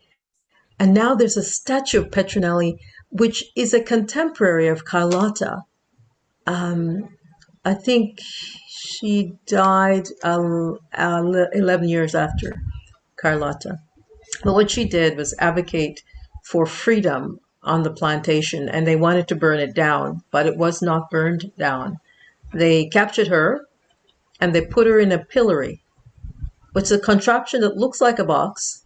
The head goes in and the arms go out to the side, to the 3 holes. And she felt it was the most disgraceful way to die. And so she begged and begged for this not to happen. She was removed before she died, and the pillory has never again been used to cause death. That's been banned in the culture. I'm glad to be here to celebrate with them at 4 o'clock today, along with the Prime Minister and the Mount Kailash Rejuvenation Center, along with Priest Kailash Leons, who's the founder of the center. It is a beautiful place I wish everyone could come here and have a conference for healing, and the beautiful mountains and hills, rolling hills and rivers, streams. And so we're here with students, 7 students from St. Johns Hopkins University, who are learning about Sacramental Rastafari culture in a university. It's a virtual university, and Mount Kailash becomes the campus. So I'm very grateful to be here to celebrate with them. Petronelli, Mawine, I think it's the last name. And also for my countrywoman, Amy Jakes Garvey. I'm proud to say, as a writer myself, that she was responsible for the Negro world, for making, maybe not only for it, but for having a section for women to write and to expose, their feelings and so on, for advocacy. And we're grateful for that. And also, as a woman, along with Marcus Garvey, I am glad to hear the reports that were done today on Amy Jakes Garvey, because I'm going to use her in my Pan-African presentation as a sacred feminine, conscious woman who contributes to human capital in the home, teaching values, education, self-education at home, and at school and in the community. So I'm really grateful to be part of your presentation here and respect all presentations that went forward. Give thanks. Give thanks, Sister Queen Mother Sharon Oshun Parish Chambers. And for those that weren't as familiar, she is one of the co-founders alongside her beloved Kingman, Baba Theo Chambers, of the Temple of Inner Peace. So where everybody saw me come back from Jamaica looking so relaxed and ready and fiery and vibrant, that's because of sisters like her and her beloved Kingman, Baba Theo, who is in the Zoom room with us as well. And there's a lot more for us to be able to share in that regard. And I'm very grateful for that piece on Petronelli, because a lot of persons, you're right, every part of the African world has these African Queen Mother warriors, always. There was, and they're multiples. It wasn't just one. We might remember one because that's the one that they chose to, they tend to do that with African women. It'll be like one at a time, not knowing that one is grounded by millions, right? Millions. So we'd like to make sure that we highlight that as we get towards the latter part, because we did have a desire to have some international reflections from Baba Dr. David Horn, who serves as our international organizer. And I'm sure that it's only because of connections and other things that he's not been able to share. But what will be shared from him will be included in the UNIA ACL RC2020 souvenir journal that's forthcoming during our convention, our annual convention being hosted in San Diego. Whoop, whoop. Yay. In, yay, in August, later in the month of August from the 16th. So we're arriving in 16th, from the 17th to the 20th.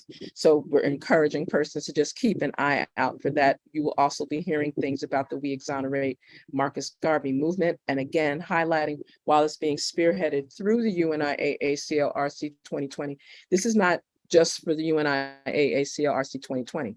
This is for everybody. That all the people wearing all the Garvey shirts, all the people, doing the Black Power piece, all the people talking about Garvey this, Garvey that, African redemption, we exonerate Garvey first. And that will be highlighted a little bit later as we get ready towards the closing of today's activity. Ashe.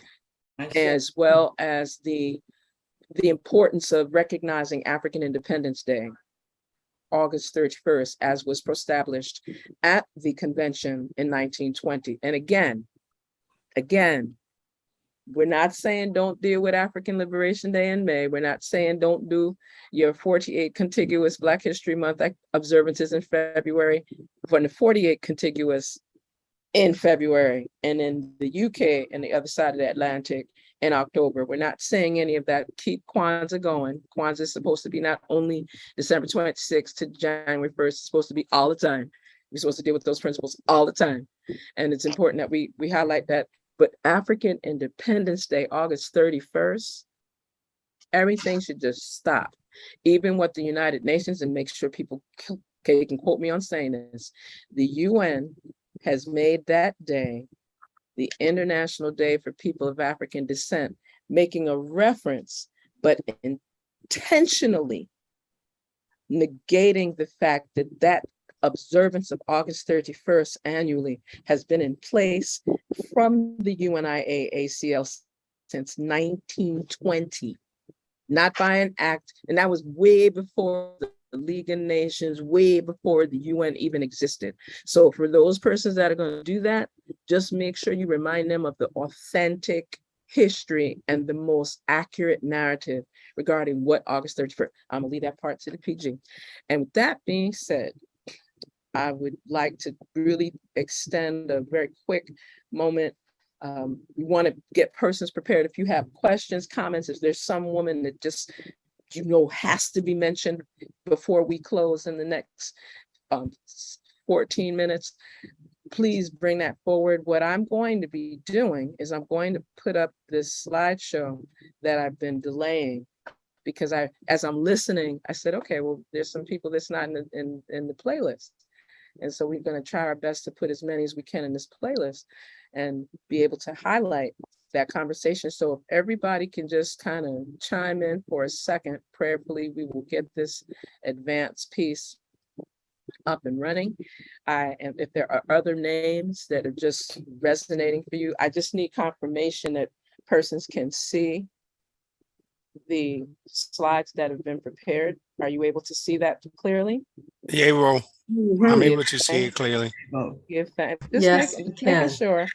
Just making sure, because sometimes when we're doing these things, everybody doesn't always want to cooperate. So we know how that goes. And the song that I'm going to play very lightly in the background is a song called Mother. It is by an African Queen Mother warrior who is became an ancestor quite young. Did a lot of her works right there in the mainland, and traversed with her mother, Reverend Queen Yvonne Washington Teray into Sierra Leone. So hopefully, let me take that back though, because I don't want you to miss any of that. That sacrifice half your life to give your kids paradise. We love you, and you all appreciate it. Made from your blood, your heart gave me my life, my start. Your seed gave me water, so I bloom. Through all the heartache and pain you gave, so that I could gain. No one could compare to a mother like you. You're mine, a special part of me, the air that I breathe. You taught me to believe I can do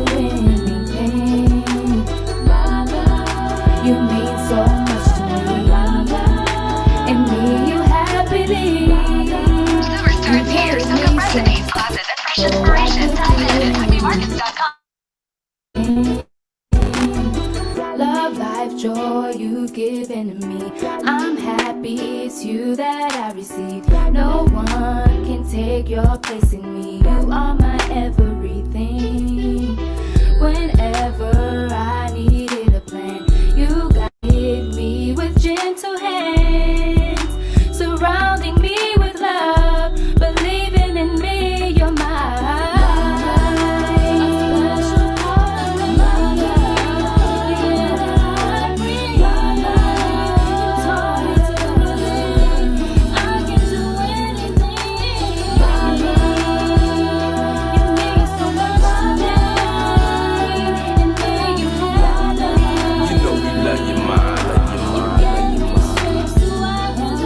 I love you to death, and that was way before I was born. A young fella, you was my umbrella when caught in the storm. And even though I lived a crazy life, you raised me right. Ain't never been the shady type, cause you gave me light. The only one that truly knew me. I rose from out your womb. Whenever people seen thorns, knew a rose was about to bloom. Gave me a little bit of your soul, raised me from baby little kid to a mole, made me individual whole. Not home without you, you're the first place I ever lived. My birthplace, some prefer take, but you rather give.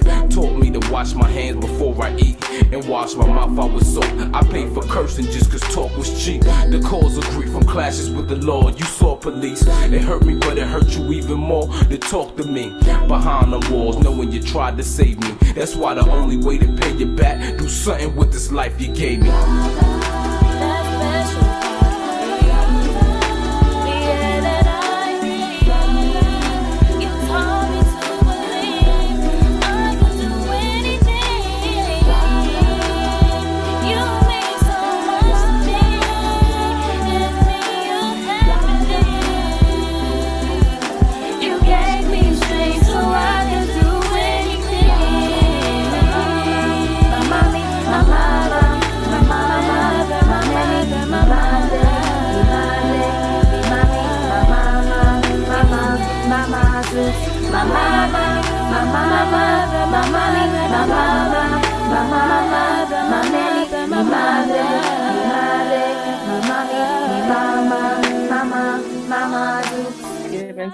Giving thanks. And we could have kept playing music. You already know where that could go. We could have done this all afternoon. So I'm very grateful to be able to just share a very short rendition of some of the powerhouses. You know, many of these photographs we were able to gather from our Minister of Communication, Baba Zama Cook, as well as others just sharing as they could find different pieces. This is why it's important. Everyone that's here, send the photo. I'm going to say it to my African Queen Mothers that are present. Send the baddest photo that you want everybody to remember you by. Because all of us that are here, that are doing this work, that are engaged in this work, this is what we do. This is what we build. This is what we bring. So even just looking at these pictures, and I want to take about 2 minutes, some persons may not remember Funmilayo Kuti. Some persons may not remember in the upper left-hand corner, Reverend Queen Mother, Dr. Yvonne Washington Ture of God's House International, who is the mother of New Legacy, who just sang the piece on Mother, and her son. I need to highlight that. Some persons, they may remember Queen Mother more, and many times they forget people like Mabel Williams. You know, they just don't remember them. They don't remember Ambassador Decima Williams. They don't remember these persons. You know, and some of these other, we remember Amy Jackson, Amy Ashwood, again, popularity, familiarity, but there's so much more for us to learn. We can keep going through this, whether we speak of Sister Queen Mother Isis Samlak, who has just shared some reflections, whether we speak of Sister Queen Assata Shakur, regardless of all of the chaos that the FBI, the CIA, and others try to bring to, again, our African Queen Mother warriors who, in defense of self, are actually are made to look as terrorists, when the real terrorists, we already know who that is, we'll leave that there. It's always an honor and privilege to just bring into the formation and the presence ancestress, Sister Queen Brenda. It's powerful to be able to bring her in this midst, and that smile, like no other. I'm just saying, I thought I had the teeth, but I'm gonna have to humble to that. I'm gonna have to humble to that, and to see, Charlotta Bass right next to the illustrious Paul Robeson, and to know that she was on that level of oratorical engagement and defense and work par excellence, right? And there's so many others. That's why I wanted to just take a moment. Most people remember our illustrious Dr. Frances Cress Welsing, but some people sometimes act like they don't know her. They're not remembering Dr. Newton, they're not remembering Reverend Dr. Ivy Hilton. Persons, again, in the 48 may be familiar, but may not be familiar outside of that. Looking at sisters like Crafts, looking at sisters like, people remember Miriam Makeba, but they may forget some of these other powerhouses of women. And I think it's important that we highlight that. So if I keep going through this a minute or so, it's just so that we get the visuals in our face, so that next time we can remember to never forget these powerful women, these powerful African Queen Mothers, as we honor Pan-African Women's Day today, and much, much more. I'm very, very grateful for that. I see me hearing people went to school with Decima Williams. That's a whole other conversation. Queen Mother Tendai, we're gonna have that conversation. Yeah, we need to have that conversation, because we have some Pan-Africanist women that were just off the chain. And again, persons don't know them, aren't familiar, because that many times they were so progressive, so revolutionary. Some people don't want us to know. Some people don't want us to remember. And with that, as we get to the closing, and I appreciate everyone's indulgence, because we may be over about 5 minutes, but it was just important. If there are any comments, reflections that persons would like to share before we get our closing reflections from PG and Nkrumah, and our final charge reflections from our Chief Legal Counsel, Sister Queen Mother INia, please share if there's any conversations or anything pressing. Well, it's not pressing. Hi, listen, I felt so bad. I just got in. Okay, no worries. So before you even go further, Queen Mother, we have been joined by Nana Imukus. Coming this time, most people think out of Ghana, but she's in Rwanda. And with that, we just have to really give thanks that you were even able to make it with us. It's okay. No apologies required. That's the advantage of being an eldris, I suppose, because you all get to do whatever you need to do at that particular time. So I would really like to ask. But it's okay. But please share your reflection, because then we're going to go ahead to our closing. Well, I just want to say, my heart swelled as I watched the pictures of all of these great women. Some of these women who I've known personally. I thank you for what you do, for your respect, for your caring, for the effort that you put forth for us. And listen, we're African queens. We're strong. We're leading the way. And we can't stop doing what we're doing. So whether it be Ghana, right now it's Rwanda, I'm just in love with life, and I'm in love with all of the queens. I don't put the kings aside, but I am in love with the queens. One of the reasons that Rwanda is what it is after that genocide has been because of the matriarchal influence, with over 60% of its government made up of sisters. And you see what it is that we can do. And more importantly, we as African women, as queens, have to stick together to make it happen, because it will not happen without us. So I love you all. I just got chills. I got goosebumps.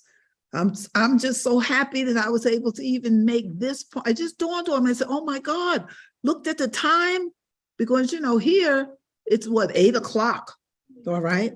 But there's nothing that can keep us apart, nothing. And I love you, sister, for what you do. Love you. Love it. Reciprocated. That's what we're talking about. So we've been able to bring in, give thanks, Queen. Give thanks. And my daughter loves you. Thank you so much for taking care of her when she came to St. Croix. It was a blessing and an honor. No, it was a blessing and an honor. And thank you so much for just giving us that reflection. So we're going to move this forward because I really like to respect persons' times, and we've covered a lot in less, almost a 2-hour period. So for that, we give thanks. We love you, Baba. Amicus. We love you. Yes. Hey, how are you, my brother? When I saw your name, I was like, oh my God, I've seen. You need to come over this side, brother. Yeah, we love you. We love you and the work you've been doing from east to west to north to south to the whole world. Give thanks, give thanks. So family, I want to just say asante, dua for just your patience because there's so much that persons would like to share and keep it full. And just with that, we'd like to have the closing reflections from our President General Akili and Nkrumah that will be followed with the final charge by sometimes seemingly silent, but powerful Chief Legal Counsel of the UNIA ACL RC2020, our beloved sister Queen Mother INia. Go forward, PG, please. Again, Hotep family, this has been a remarkable program, and I've heard it said a couple of times, will it be done again? January 31st comes again, so this program will come again. It is decreed that we continue this process because we have to continue to make sure that this type of information and education goes forward. So every year on the 31st, Afrakan Queen Mother's Day, you may make an adjustment to say the 31st will be Monday next year. Then we'll do it on the 30th. We'll do that. But every year, as the July ends, we will honor Afrakan Queen Mothers and African Queens. My sister from England said the young sister that she honored was not a Queen Mother, but yet she was an African Queen. And I would be remiss if I did not, in my closing remarks, honor my mother, my African Queen. And so I want to honor all of your African Queens, but I wouldn't have been where I am if not for her. And of course, the strength of my father, because he had a job. That as a man. He did. But my mother is the foundation upon which I stand. This program has me to tears because there are so many African Queen Mothers and African Queens that we don't recognize. If we are to grow and be a nation, then we have to grow understanding the role of the African woman. The role of the African woman. When in 2015, when Dr. Chancellor spoke about shaking things up a little, I was saying, I wish I had been there so we could have shook it up a little bit more. We got to shake the earth. We shake the earth with the power of Africanness and the leadership of African women. It is about us as a people, not me or men or that African male energy. It's about the energy that makes family grow. Here, the sister said England truly is the birth of racism in Babylon, and she's right. But the second child, the first child of that son of a sucking son such is America. And he learned well, even though he didn't like the chains that he felt he was under when he rejected it. And then he put the same chains on those that when he came here and then when he brought us here. But understand, we didn't just come here by way of slavery. Yes. We came here through the world and through our ability to navigate the waters and navigate the earth. That white boy didn't have no map until he ran into an African. The white boy didn't have no religion until he ran into an African. America didn't have no mission because it was the African that saved her from the English army. Let's not cloud our path. As we honor Amy Ashwood, we honor Amy Jacques Garvey, and we honor the wife of Marcus Garvey Jr. Yeah, you gotta honor her too. Yes. As we honor Mary Bota, and we honor Mae Ferguson, whose biggest slogan in the end of her life was, if you don't like what we do, go get your own. That's right. So people of African descent, African women have moved us even when we didn't want to recognize it. I got so good with Mae Ferguson, I knew when the statement was going to come in, I said, save your breath, I'll say it for you. And then I said, and she said anyway. It may not say, how is this a closing? Because this doesn't close. This program may end, but this doesn't close. The Universal Negro Improvement Association and African Community League Rehabilitating Committee 2020, we shall do what our ancestors did, and then we will do what our ancestors wanted to do. You see, we're going to do what they did. We're going to move it forward, but we're going to do what they wanted to do. We're going to lay the foundation for an African nation throughout the world, because the African queens is the strength of that movement. And I embrace it. I respect it. I will follow it. And at a time, I will yield to it. And you may say, that ain't testosterone. It's called African good sense. Let the women lead you and you won't fail. Yes. That's how we have to move. That's right. It is the African woman, for most part, that raises the children. Yes. It's the most part. But I also happen to have been an African man that was a single dad. So I learned to understand how important it was to have a sister. Say, can you handle that, please? I can't handle that. To have my mother, can you take care of that? Because it was out my pocket. But it gave me an understanding and a realization. So again, I say to you, this is the first, not the last. Yes. This must be continued. But I want to give one other tribute. And then I know, Sister Queen, you're going to say, brother, you're talking too much.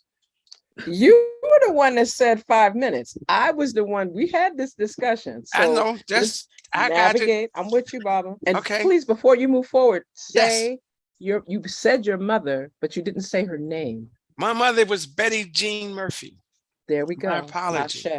She was born Betty Jean Holloway. I was technically born Anthony Holloway. At the time of my birth, my mother and father were not married. And that was illegal here. And the reason that is significant, I know. And the reason that is significant is because my grandfather, James Palmer, took me for my first haircut. And my grandmother, although she didn't cook too good, was the first diva I ever knew. Just to share. Just to share. The first diva I ever knew.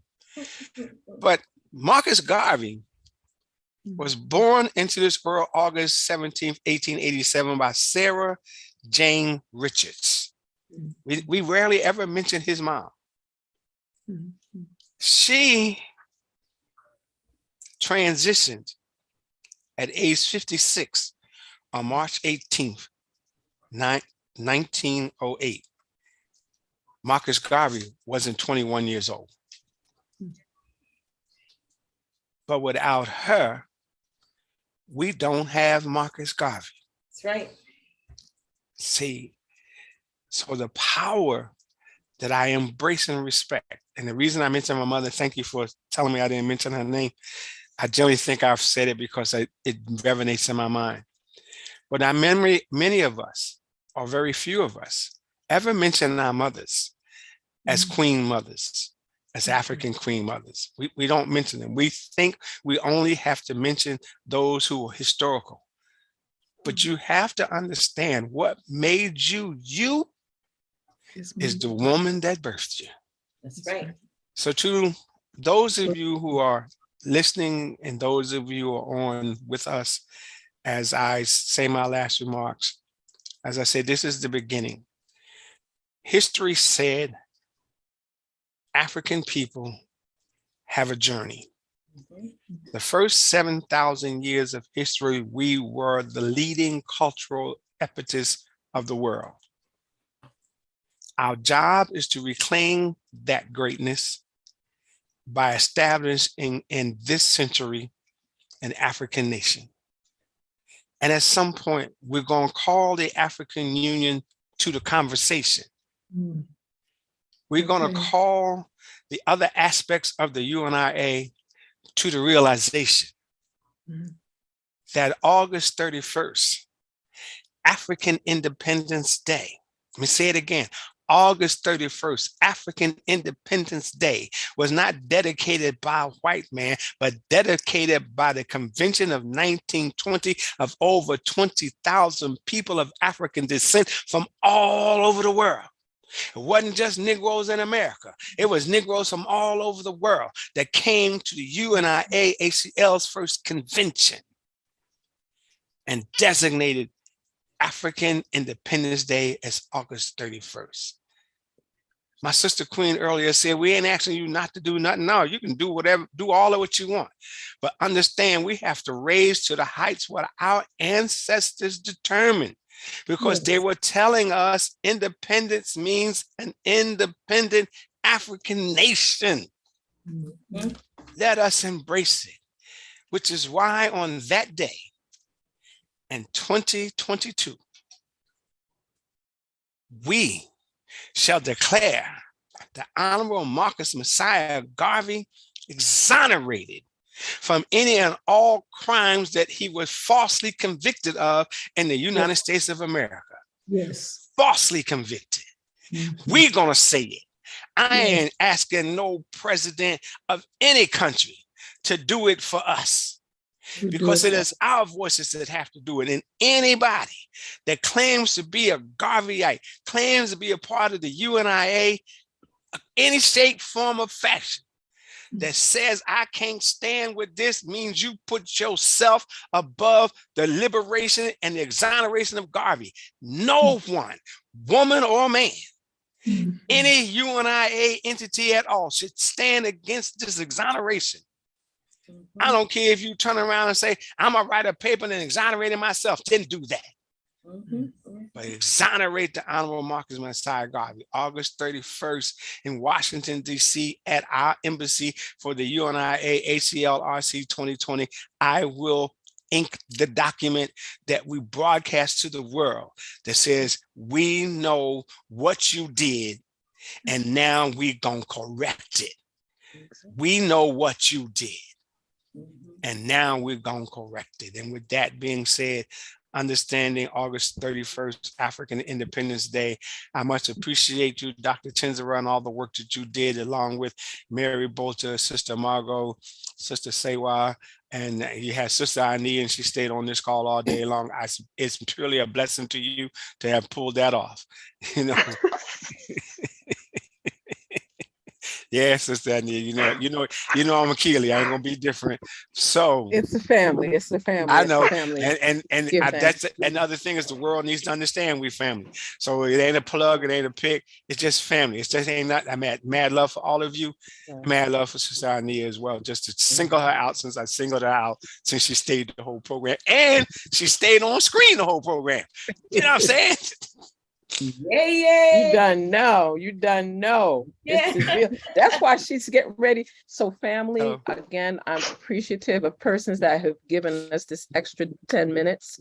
I am so honored by everything. This is me, my moment to really highlight that this is why we do this work, to keep this layer of our organization, our liberation, our sovereignty, our empowerment, our prosperity in all forms, truth, justice, order, reciprocity, balance, divine righteousness, and harmony in all that we do for us, by us, with us, about us, in us, above us. Okay, you can tell where we're going, all us, and being very comfortable in that vibration. And with that, we are very honored to have our final reflection, since I was told not to use the term closing because this will continue, but our final reflections from our Chief Legal Counsel. For Sister INia, you got a hand, Sister INia.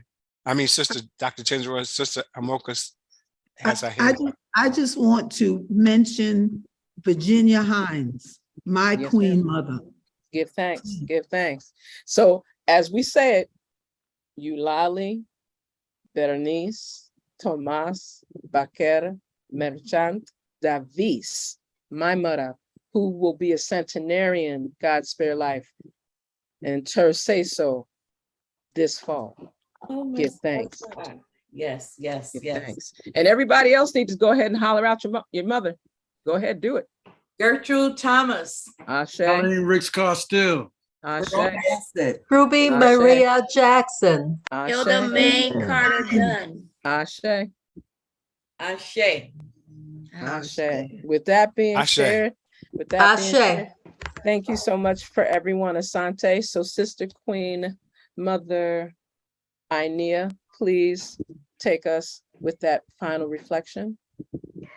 Thank you so much. And can you hear me? Yes. Yes. Okay. Hey, bro, we can hear you.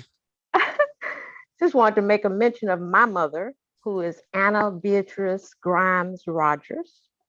So I want to say that. And wow, what a wonderful, touching, and inspiring time we've shared today.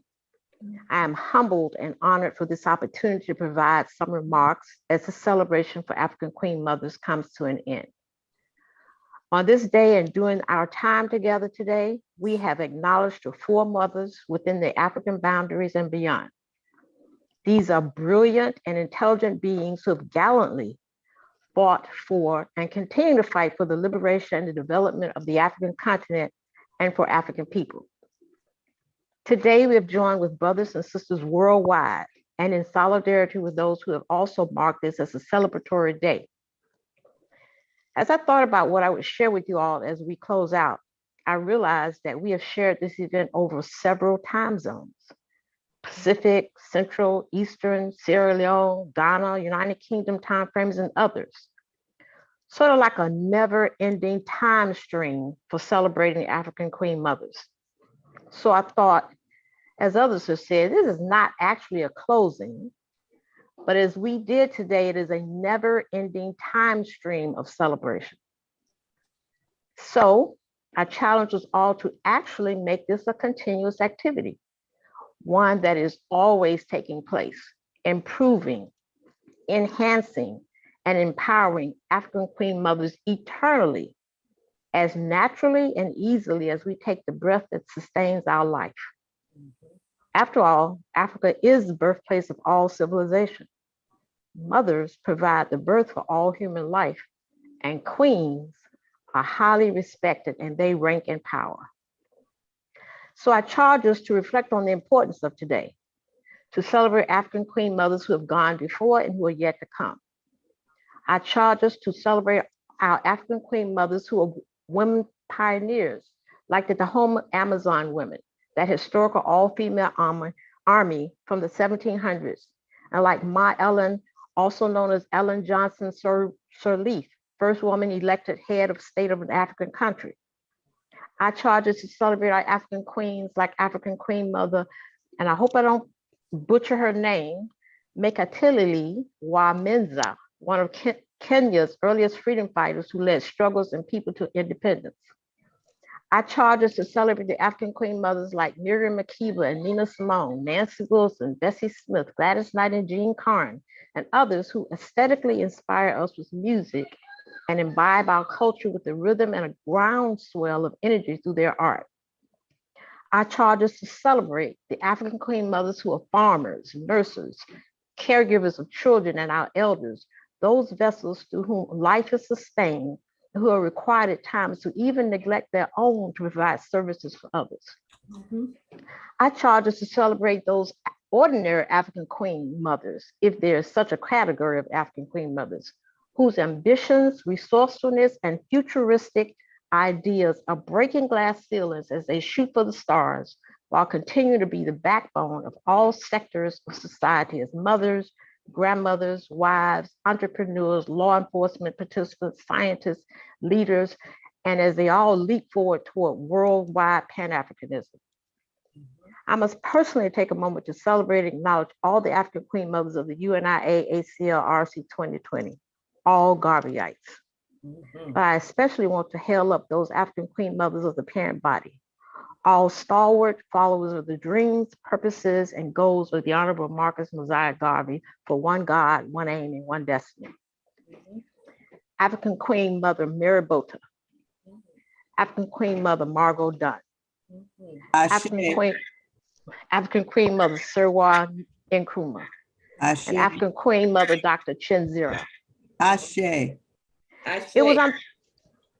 It was under the direction of my dear African Queen Mother and sister, Dr. Chancellor, that we have the organization of and for today's program.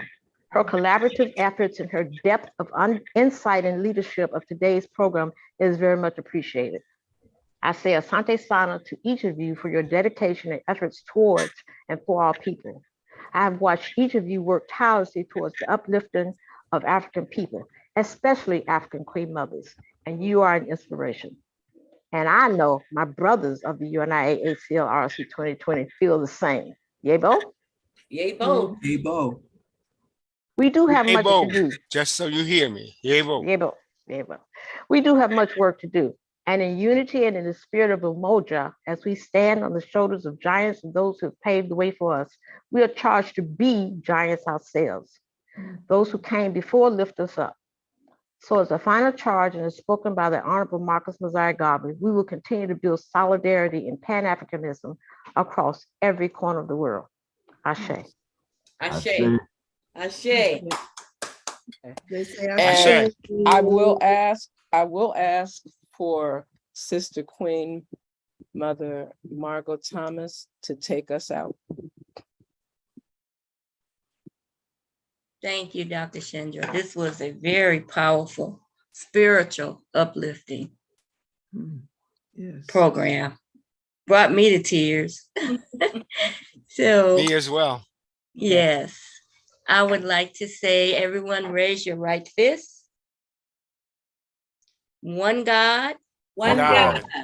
One aim. One aim. One destiny. One destiny. Race first. Race first. Black power.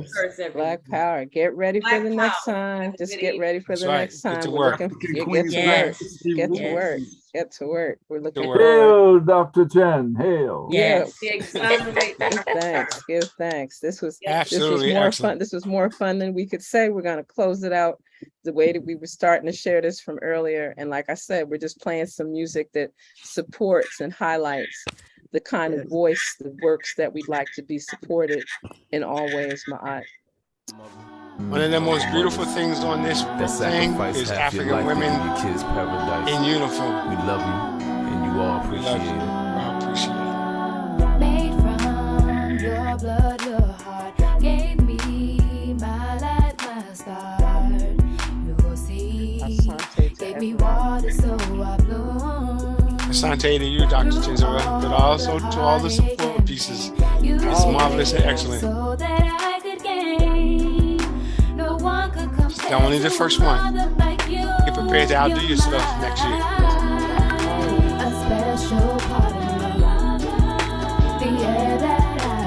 Too many sisters we did not mention. They're coming. That's right. They're coming. They gotta come. You mean so much to me. And me, you happily. You gave me strength so I could do anything. Love, life, joy you've given to me. I'm happy it's you that I receive. No one can take your place in me. You are my everything. Whenever I needed a plan, you guided me with gentle hands, surrounding me with love, believing in me, you're mine.